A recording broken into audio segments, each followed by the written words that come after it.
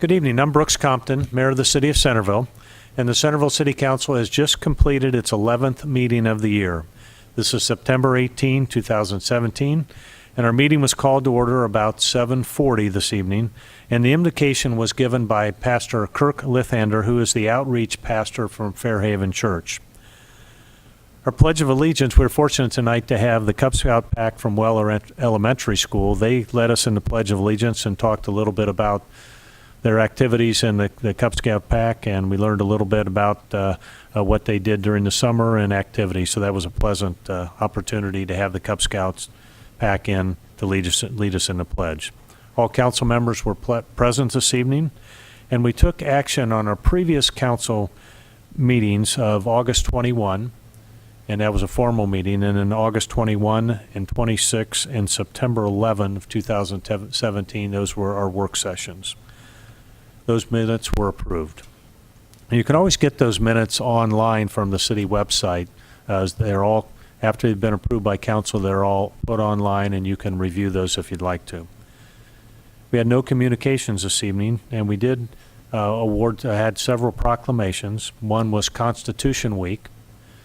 The second was Diaper Awareness Week, and the third was Prostate Awareness Month.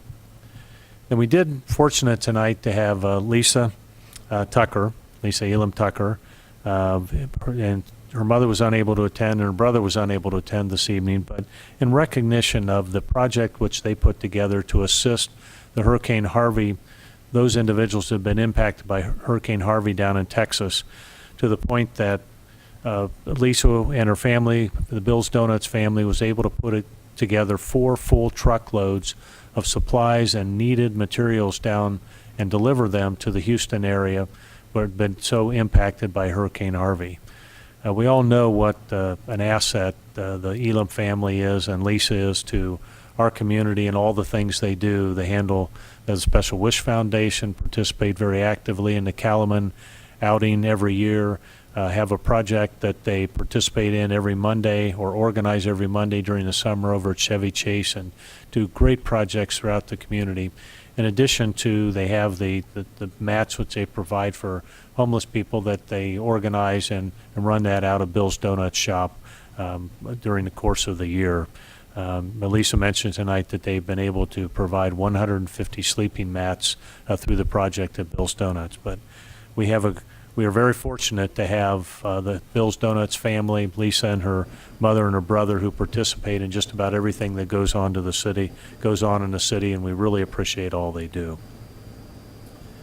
We then also had a presentation by our Deputy Mayor, who is the co-chair of the Montgomery County Human Services Levy. Deputy Mayor Belinda Kenley gave a presentation on the importance of working to pass the Human Services Levy, as it's no increase in real property taxes, it's a renewal levy. And Belinda went through a number of the activities which Human Services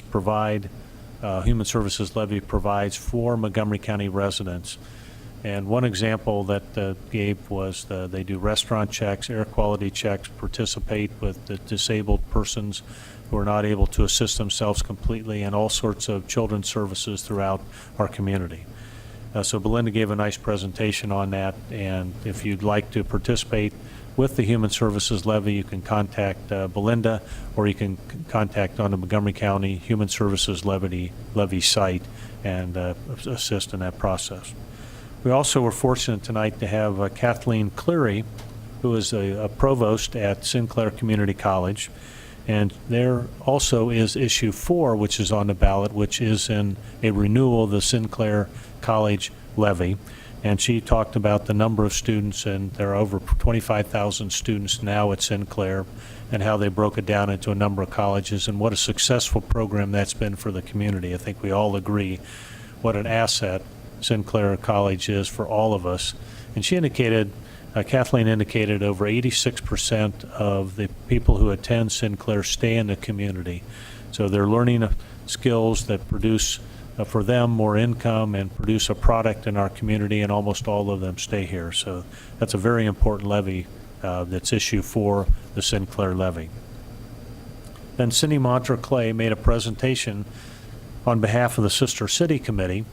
They went to Bad Suisenan during the summer for several days and were hosted by Bad Suisenan families. And from our own council, Joanne Rao attended, Councilwoman Joanne Rao, and also Councilmember John Beals attended, along with Sally Beals, and Joanne's husband Stephen went along also.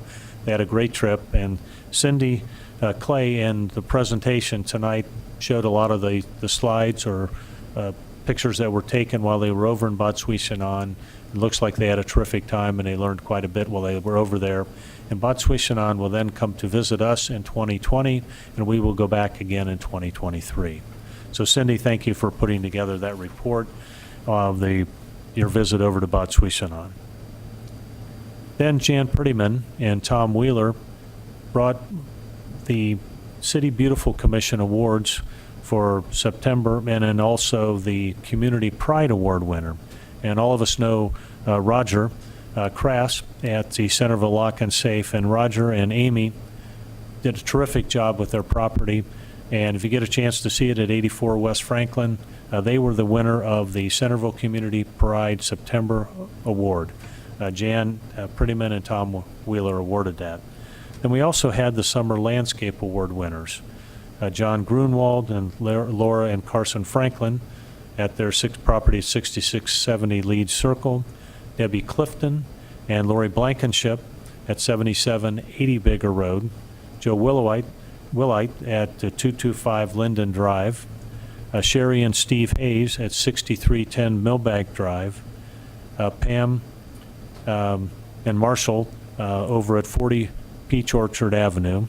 Suzanne Fink on Rose Arbor Drive, and Ken and Rosemary Justice on Gardenwood Place. All were the Summer Landscape Award winners presented here tonight at our September meeting. And the Mayor's Award winner was Christy and Andy Harmon for their property on Water Edge Drive. All these properties are on our website. You'll be able to see them in a nice presentation format.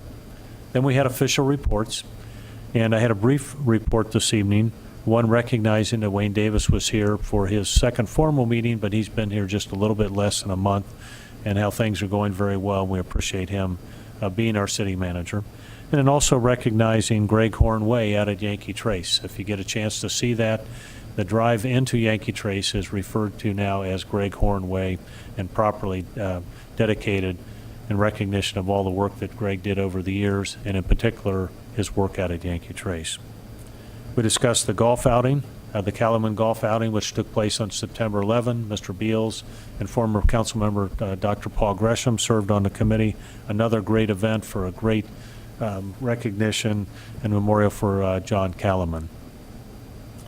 And then we went into other council member reports, went over some of the items that are coming forth in the next month or so, and then moved on to our consent agenda, where we had a number of items in the consent agenda that have been discussed at council work sessions and are considered to be relatively routine.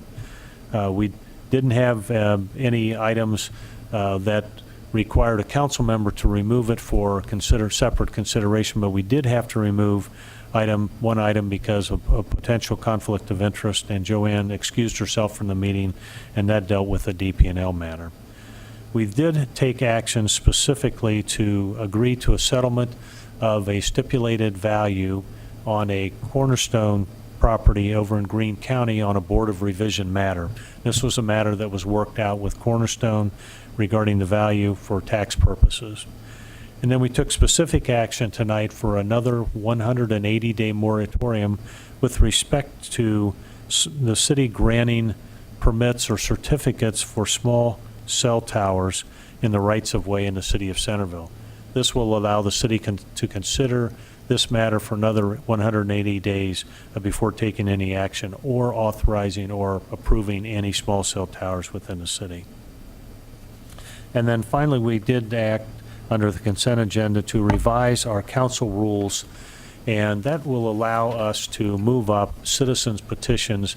It's been at the end over the years. It's now going to be moved up much closer to the front of our agenda. We appointed Kathleen Jablinski as the Arts Commission for an additional 3-year term, and then Kevin Von Handorf, another 3-year term on Planning Commission. Under old business, we had to vacate a couple items, a couple easements up at Graceworks Lutheran Services or Bethany Lutheran Village, where they are adding additional projects there, and they just needed to be cleaned up for record purposes, since that takes care of allowing them to go forward without having to deal with those easements. We did have a couple of citizens' comments tonight. One was a representative from the Census Bureau who came in and indicated that they need additional field workers, and Lynette, who was from Philadelphia, left her number at 866-564-5420 if you would be interested in possibly being a field worker for the Census Bureau. And also, there will be some information here at the city building. You may talk with Karen Andrews, clerk of council, and she will have that information available. And we also had Ms. Schaefer from on Bellingham Drive. She talked tonight and discussed with us the situation regarding feral cats in our community and some of the efforts that she's making to try to reduce that and work with the city and other, such as the Humane Society, and her good work there.